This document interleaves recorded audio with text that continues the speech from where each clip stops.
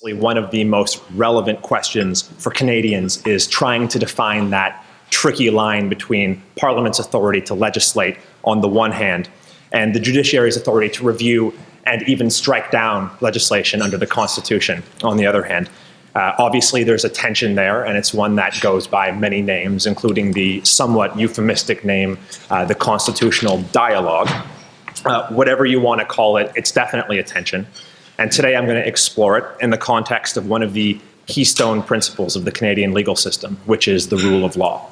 And more importantly, I'm going to concretize it with an example that's been getting a lot of media attention lately, and that's Parliament's various efforts to restrict judicial discretion in criminal sentencing laws. And here I'm talking mainly about mandatory minimum sentences, but also the mandatory victim fine surcharge. And I have, at the end of the day, two basic points to make, and one is a bit more abstract and one is quite concrete. And the abstract point is this: official discretion, including judicial discretion, is anathema to the rule of law. The broader a judge's discretion, the greater the scope for subjectivity and thus for arbitrariness. And it's really this idea of arbitrariness that I'm setting up as the antithesis of the rule of law. And that leads into my slightly more concrete point, which is that Canada, in my view, has a growing rule of law problem flowing from judicial activism. Some judges are becoming increasingly inventive and even arbitrary in refusing to apply validly enacted legislation. And nowhere, in my view, is that clearer than in judicial reactions to mandatory minimum sentences. So before I go too much further into it, I'd like to take a step back and just provide a little bit of background about mandatory minimums. The first step would be, what are they? A mandatory minimum is a law passed by Parliament that creates a stable, non-negotiable sentencing floor that attaches to a given crime. To date, there are only about 50 of them on the books in Canada, and they tend to have been passed with respect to crimes that are considered more serious, often more violent. The quintessential example being first-degree murder, but it also applies to sexual assault with a weapon, for example, and much more controversially to drug and firearms offenses. And some of those controversies are working their way through the courts as we speak. In practice, the way they work is quite simple. If judges find an offender guilty of a crime that has a mandatory minimum attached to it, the sentencing judge maintains a certain degree of discretion in sentencing to impose what he or she considers a proportionate sentence.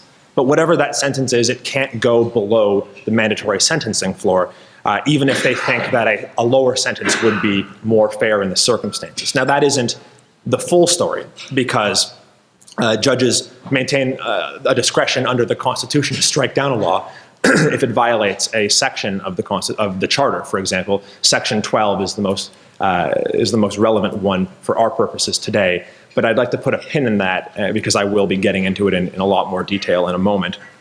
But basically, I think on a policy level, it's fair to say a mandatory minimum sentence is Parliament stepping in to say, if you commit this crime, you're doing something at least X bad, and you can expect to get a sentence at least Y harsh, no matter how sympathetic you may be. It's the lowest sentence that will attach to this crime for the most sympathetic possible offender who has still done all of the behavior that constitute the elements of that crime. So why are we talking about it today? Well, over the last 2 decades, Parliament has been passing mandatory minimums with more and more frequency, and so it's making the news. But there's nothing particularly new about them, either in Canada or globally. In fact, if you visit a civil law jurisdiction, they're practically the default. And even in Canada, they've always been on the books since Confederation, although admittedly there are only about 6 of them in the first criminal code. Over the decades since Confederation, that number has drifted upwards consistently until about the 1990s, when the Chrétien government passed a slate of new ones, and those were focusing mainly on firearms offenses.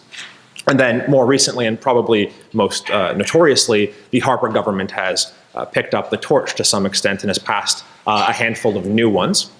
And they've also raised the sentencing floor on some of the existing ones that were passed by previous governments. So even though mandatory minimums aren't a new idea, or a new sentencing tool necessarily. I think it's fair to say that they haven't been too widespread until the last decade or two. Parliament usually passes a mandatory minimum because there's a perception that sentences for a given crime are too light.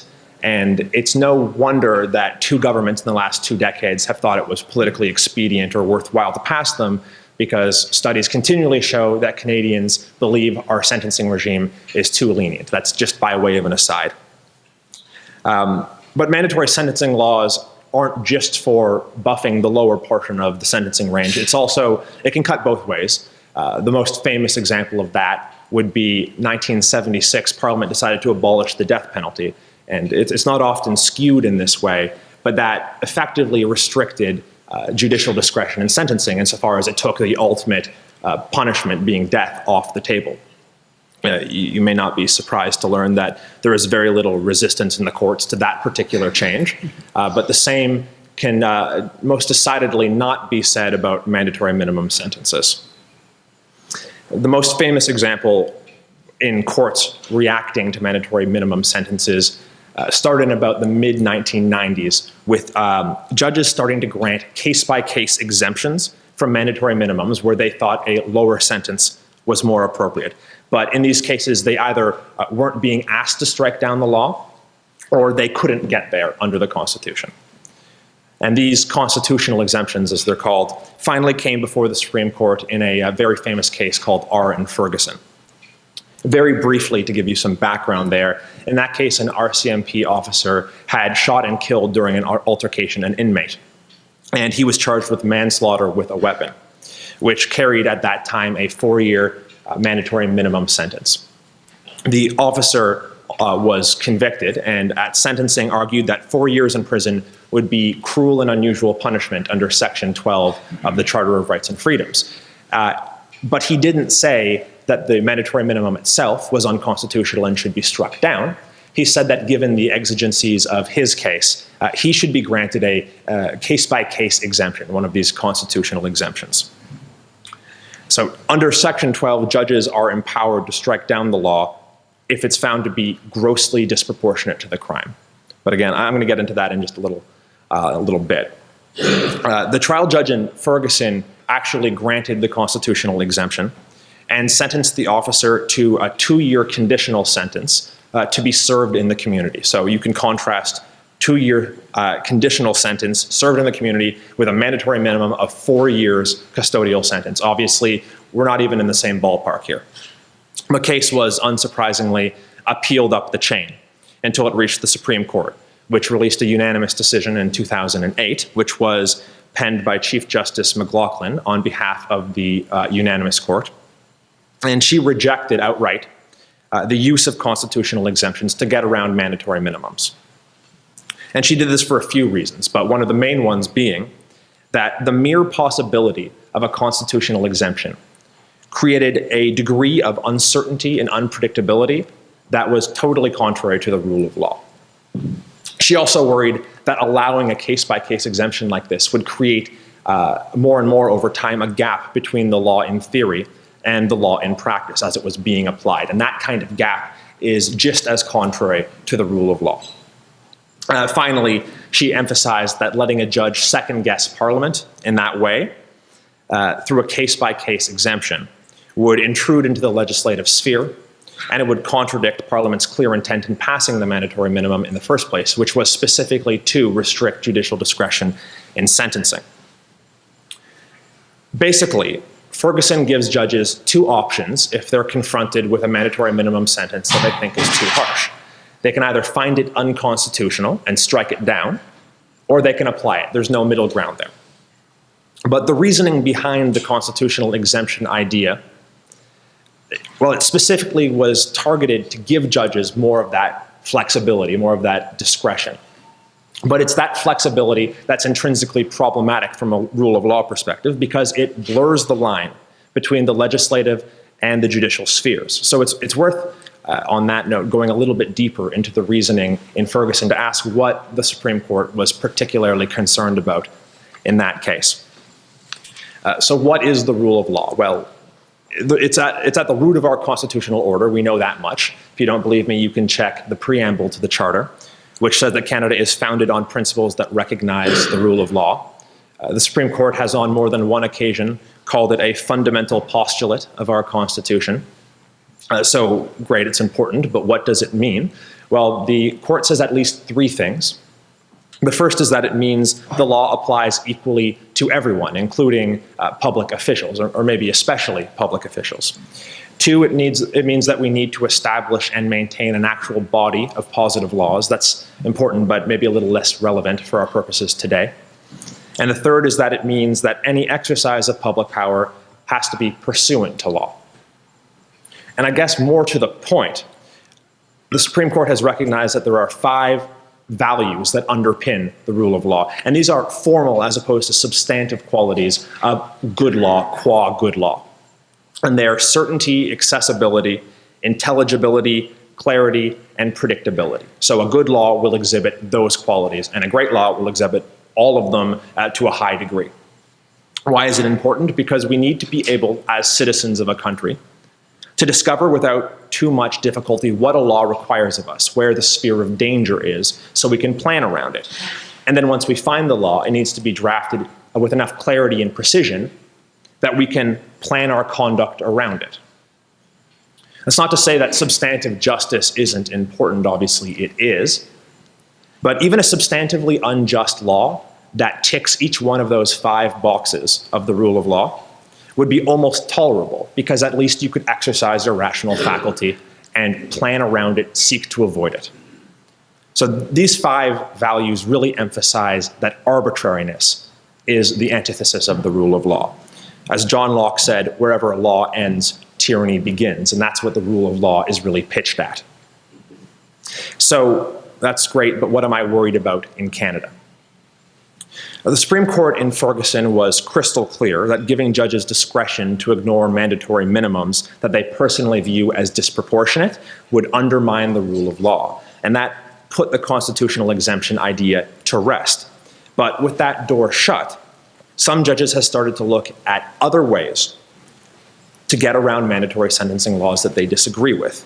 And that includes maybe the most troubling way, which is trying to lower the bar of the gross disproportionality test itself, which again is the test to determine whether a law is cruel and unusual punishment under Section 12 of the Charter. That test is so important because it is the line between Parliament and the courts, at least on this issue. Judges can only interfere with mandatory sentencing laws if they're cruel and unusual punishment under Section 12. And they can only find it to be cruel and unusual punishment if a law is grossly disproportionate. So it bears asking, what does grossly disproportionate mean? Well, the Supreme Court has repeatedly held that a sentence is not grossly disproportionate unless it is so excessive as to outrage standards of decency, or Canadians would find it abhorrent and intolerable. So I'll forgive you if you're a bit confused by that, not really objective clinical language. And so it's true that it is very loose language, but it's also obviously very strong language. And its basic meaning should be, if not precise, then at least somewhat obvious. A law needs to be not merely disproportionate, but grossly disproportionate before it becomes constitutionally problematic. It's a high bar, and for very good reason. If judges can strike down any law as disproportionate, it would erode Parliament's jurisdiction and create an intolerable degree of instability and unpredictability.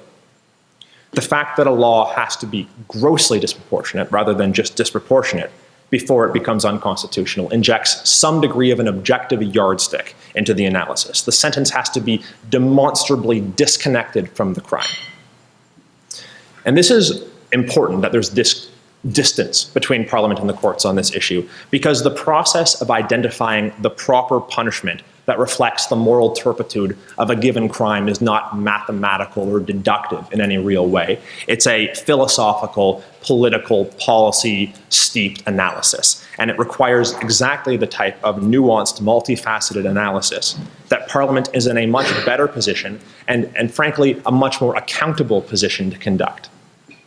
We can reasonably debate between us whether the least culpable offender who has committed, for example, a child pornography offense, should spend 30 days in jail or should spend 45 days in jail. But if a court can strike down a mandatory minimum on the basis of that sort of difference, without a clear reason to say it's completely detached from the turpitude of the crime, then the courts basically have a veto on sentencing law. And that's impermissible under the rule of law. It would completely erode Parliament's jurisdiction, and it would do so in a way that would cause much more violence to the rule of law than even the constitutional exemptions idea that was shut down so effectively in Ferguson. As I sort of mentioned earlier, part of the problem is that there's some looseness in the language under Section 12, and phrases like outrage the standards of decency don't really lend itself to a consistent analysis. But even so, words like intolerable and abhorrent do get the point across that it has to be a very high bar. But from my perspective, the larger problem is the apparent willingness of some judges to exploit that vagueness in the Section 12 test. And one of the most troubling examples that I've found is also getting a lot of media attention lately, and it's the mandatory victim fine surcharge, which, setting aside some of the details, is basically a $100 mandatory fine that judges are required to impose if they find an offender guilty of any criminal offense. Now, that's not the entire regime. If the judge chooses to impose a fine in any amount, then the surcharge becomes about 30% of what that fine is anyway. Parliament did not give judges any discretion or any wiggle room in getting around this surcharge, which you may have concluded based on its name, mandatory. But judges have carved out a substantial sphere of discretion here anyway, and this is notorious at the criminal defense bar, especially in Ontario. Some judges have simply refused to apply it with little or no analysis. Some have granted years or even decades to pay to basically thwart Parliament's will on that issue. Some have imposed $1 fines so that the surcharge amounts to about 30 cents. Some have found it to be an unconstitutional tax, and others have just engaged in interpretive acrobatics to suggest that it only applies to offenses committed after the surcharge was made mandatory. Most recently, and probably most troublingly, an Ottawa judge, a very eminent one, found that the surcharge regime is unconstitutional under Section 12. Because the $100 fine, which, by the way, the Crown can do very, very little to actually collect, it would be very difficult or impossible for a sympathetic, impoverished offender to pay. And that would result in the offender feeling marginalized, feeling criminalized over the long term. So that was the judge's concern mainly there. And he found that that made the surcharge regime grossly, not disproportionate, grossly disproportionate, abhorrent, and intolerable to Canadians. So, with all due respect, if a $100 fine for the commission of any crime is not disproportionate, but grossly disproportionate, then the Section 12 test lacks all objective content. The decision, I should mention, is under appeal, so there's hope, but it really exemplifies how judicial activism can create uncertainty in the law and seek to undermine the rule of law, at least in effect, if not in intention. So this is very problematic from a rule of law perspective. It's notorious in Ontario that criminal defense lawyers keep a list with two columns, and column A is all of the judges that they can get before who will apply the surcharge, and column B is all the judges they can get before who won't. And so the goal is obviously to try and appear before the ones who won't. Now that, just even optically, no less in principle, creates a huge rule of law problem. It can't be the case that we're allowing that sort of unevenness of application of a law. But that's where we're at. One judge in Ontario, Justice Phillips, has commented, and it's hard to disagree with him, that judges are creatively sabotaging the mandatory victim fine surcharge. And that's just obvious when you consider the myriad ways that judges have gone about trying to get around this regime. The type of approach exemplified by that saga really is taking a toll on the predictability and stability of our sentencing laws in Canada. So what does it all mean? The rule of law is not just a factor to be taken into consideration. It's an animating principle that should guide a judge in deciding how to approach statutes, even if that particular judge would have preferred a different statute. A century ago in England, Lord Shaw said, "To remit the maintenance of constitutional right to the region of judicial discretion is to shift the foundations of freedom from the rock to the sand." And aside from just admiring that as beautiful prose, I think it's a really fantastic insight. We are better off when legal rights and liabilities are resolved by judges who apply a stable body of laws passed by Parliament and kept within the boundaries of the Constitution by judges. And we're worse off when we're at the mercy of official discretion, any official's discretion, because discretion is the handmaiden of arbitrariness, and arbitrariness is the undoing of the rule of law. In Canada, we have entrusted judges with upholding the rule of law, but as with all fiduciary relationships, that means that the rule of law is most vulnerable to abuses by judges. And if the controversies over the mandatory minimum sentence regime and over the mandatory surcharge regime are any indication, judicial adventurism looks to be a real and growing issue in Canada from a rule of law perspective. Thanks.